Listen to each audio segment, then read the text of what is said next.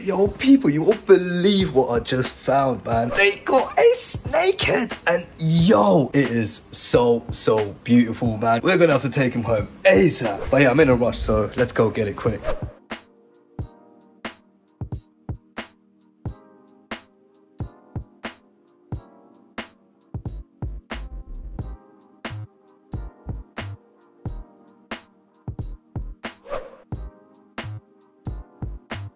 And we are back from the fish store, man. I still can't believe I actually bought myself a snakehead today. Let me just tell you what happened. So I went to Wholesale Tropicals today, and the reason I went is to actually deal with pest snails. If you've watched my last video, you know what I'm talking about. But basically, I've got pest snails in my tank, and I wanted to get something that will help me get rid of them. So I'm in the store, and I'm looking at all the fish tanks and that. And then, yo, I just see these really small snakeheads just like chilling in this tank. And I just thought to myself, rah, yo, I hope they stay small, man, because I've seen so many snakeheads and most of them get really big, and there are some that stay a bit smaller as well, but there's still always the danger of them, you know, attacking other fish and that. But there's two which are fairly peaceful, one of them being the rainbow snakehead and the other one being the one that I bought today, which I believe is called the Channa Andrao. But yeah, I was in the shop, I saw them, and I just thought, yo, I need to get them. So I went straight to Chris. I had to ask my usual questions, you know, what do they eat, what are their temperament like, and everything like that. And people, honestly, if I was to ever have a snakehead in this community tank, this specific snakehead would probably be the one that's most likely to work. That, and I'm guessing the rainbow snakehead as well. Now, the reason I didn't add the snakehead yet is because I actually need to do a water change in here. So we're going to do a quick water change, make this tank nice and fresh, and then we are going to add in the snakehead.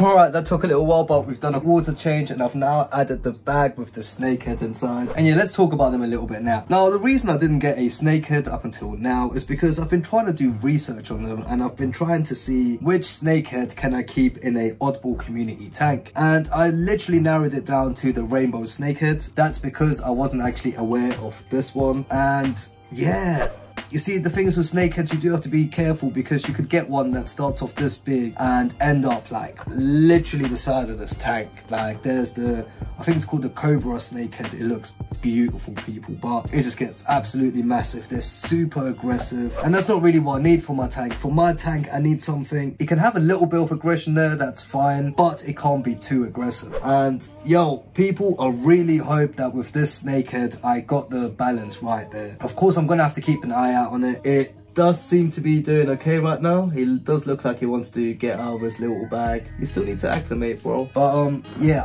I need to keep a very close eye on how it will interact with my moor eel. But yo, people, can you imagine if this snakehead actually, you know, gets along with everyone else? That would mean that I have a tank with a moor eel, a ghost knife, a rope fish, and a snakehead all living together in harmony. So yo, let's keep our fingers crossed, man. Now the thing is, they do like a bit of a shade in that, so of course we need plenty of caves. I do have this random cave that I still have here. I literally popped it in there for a video, you know, the video where I talked about putting caves in, but then my fish started using it immediately, so I didn't want to move it yet. But yeah, I think I'm gonna move it behind there somewhere, hide it in the plants a little bit. And I was also thinking, you know, that big piece of spiderwood that's behind this root here, I might take that out and then I'll move this root over to that side, but I think I'll do that on another day. You know what, I think there is enough caves for all of the fish in here. Now, some of the fish are going to move to the 240 very soon. I was thinking I might move some of the rainbow fish. That should also give the other fish a bit more space to swim about. I just hope the rainbow fish don't snack on the shrimps that I have in the 240.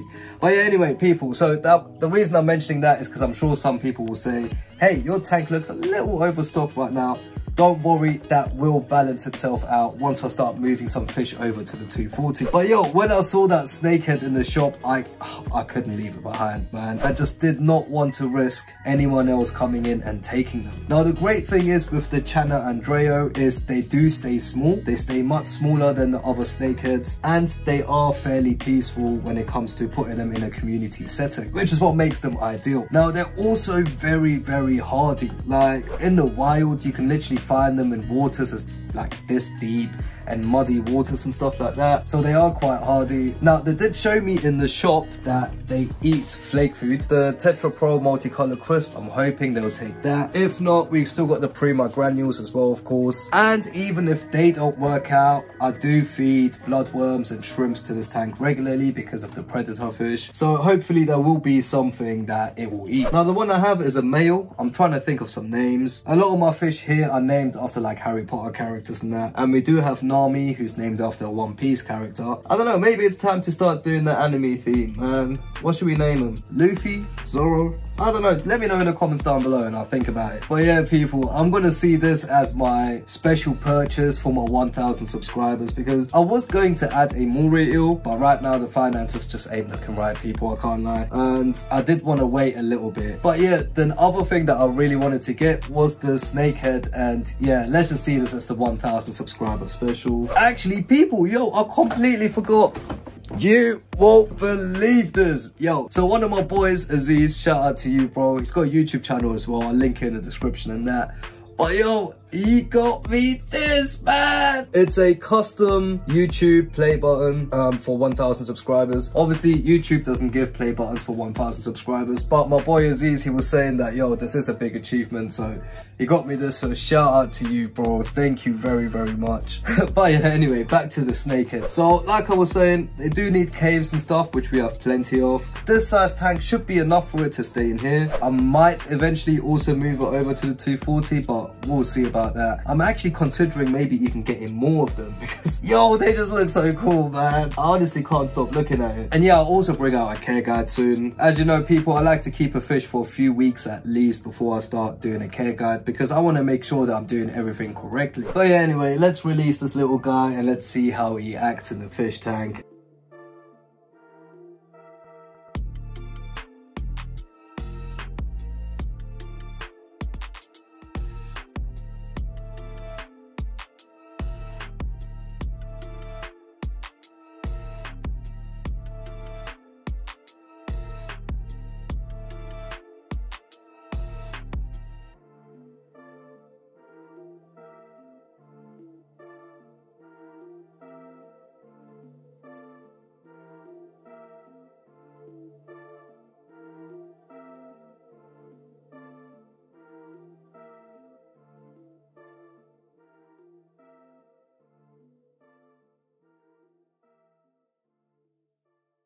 Alright, cool. The snakehead's inside the tank now. Well, he's been inside of the tank for about an hour. I've dimmed the lights as well to make it a bit more comfortable for him. And yo, he looks amazing, man. I can't lie, I've been keeping a very close eye on the snakehead. So far, there doesn't seem to be any kind of aggression with any of the other tank mates. Like literally a second ago, it was chilling right here in front of the fire eel and they were just looking at each other. And just now, my rope fish went inside of that same cave and it looks like they are actually getting along fine, which is amazing. And yeah, honestly, the one I'm kind of worried about is my moray eel. I feel like if there is someone in this tank that is going to attack the snakehead, it's going to be the moray eel. So yeah, I'm just gonna have to keep a very, very close eye on this tank. But yo, I do have to say, I am so glad that I actually found a snakehead that does seem to be okay in this tank. Now, if this snakehead does survive for like a few weeks or even a month, people, I can't lie, I may actually have to get another one. I would not mind having a few of them in there because they look so cool. But once again, we have to get past this initial stage first because there are a lot of predator fish in there.